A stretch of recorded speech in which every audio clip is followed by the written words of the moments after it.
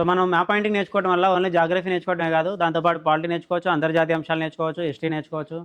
So ఇప్పుడు మీకు ఎవరు ప్రిడిక్ట్ చేయలేని ఒక ట్రిక్ నేర్చుకున్నాం ఇప్పుడు. సో భారతదేశంలో రాజ్యసభ స్థానాలు ఉంటాయి, అంటే ఏ రాష్ట్రంలో ఎంతమంది ఎంపీలు ఉంటారు ఇలా ఉంటాయి కదా. సో ఇలాంటి రాజ్యసభ స్థానాలను కూడా మనం మ్యాప్ ద్వారా ఈజీగా నేర్చుకోవచ్చు. సో ఇప్పుడు మీరు ఎవరైనా ఒకరు వచ్చి ఆల్రెడీ నేను నేర్పించాను మీకు. సో ఎవరు వచ్చి ఐడెంటిఫై చేస్తారు రాజ్యసభ స్థానాలు చూద్దాం. ఏం పేరు? యశస్విని. సో ఇప్పుడు రాజ్యసభలో మొత్తం ఎంతమంది ఎంపీలు ఉంటారు? 245. ఇవన్నీ మనం మ్యాప్ ద్వారా ఈజీగా నేర్చుకోవచ్చు అని చెప్పాను. సో మ్యాప్లో సెకండ్ పార్ట్ ఏంటి? రాష్ట్రాలు చెప్పి, సెకండ్ పార్ట్లో ఉన్న రాష్ట్రాలు చెప్పు. అరుణాచల్ ప్రదేశ్, నాగాలాండ్, మణిపూర్, మిజోరం, త్రిపుర, మేఘాలయ, అస్సాం. అరుణాచల్ ప్రదేశ్లో 1. ఏ నెంబర్?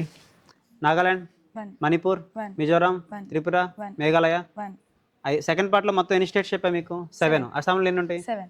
సిక్కింలో, 1. గోవాలో, 1. అంటే అక్కడ ఆ పార్ట్ మొత్తం మనం ఈజీగా గుర్తుపెట్టుకోవచ్చు మ్యాప్లో. అదే ఆంధ్రప్రదేశ్లో ఎన్ని ఉంటాయని చెప్పాను? 12. మధ్యప్రదేశ్, 11. గుజరాత్ 11. 11. గేమ్లో గుజరాత్, ఆంధ్రప్రదేశ్, మధ్యప్రదేశ్ అలా ఉంటాయి కాబట్టి 3 రాష్ట్రాలు కూడా 11. తెలంగాణలో 7. 7. 11 + 7 18. 18 ఎక్కడ వేయాలి? తమిళనాడు. 18లో ఆఫ్ ఎంత? 9. 9 ఎక్కడ?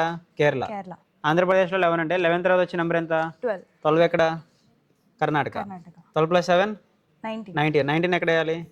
మహారాష్ట్ర. సో 11 కంటే ముందుండే నెంబరు 10. 10 ఎక్కడ? ఒడిస్సా. సో ఎక్కడ 11 కంటే ముందుండే నెంబరు? రాజస్థాన్ 10. 10లో ఆఫ్ ఎంత? 5 ఎక్కడ వస్తుంది? సో ఎక్కడ 10లో ఆఫ్ ఎంత? 5 ఎక్కడ వేయాలి? 5. సో జార్ఖండ్ పేరులోనే ఉంది, జార్ఖండ్. 6. జార్ఖండ్లో 6. 10 + 6 16. ఎక్కడెక్కడ వేయాలి 16? సో అక్కడ 16, అక్కడ 16. ఉత్తరప్రదేశ్లో 31 అంటే లాజిక్ ఏంటి? 3 నదులు ఒకే చోట కలుస్తాయి. గంగా, యమున, సరస్వతి నదులన్నీ అలహాబాద్లో కలుస్తాయి కదా, అలా 3 నదులు ఒకే చోట కలుస్తాయి.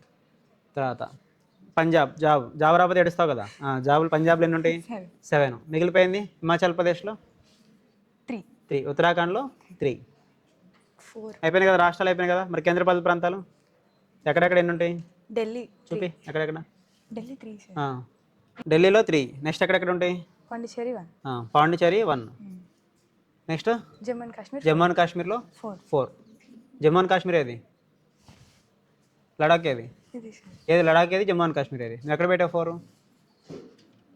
సో అది జమ్మూ అండ్ కాశ్మీర్. సో లడాక్లో ఏమున్నావు.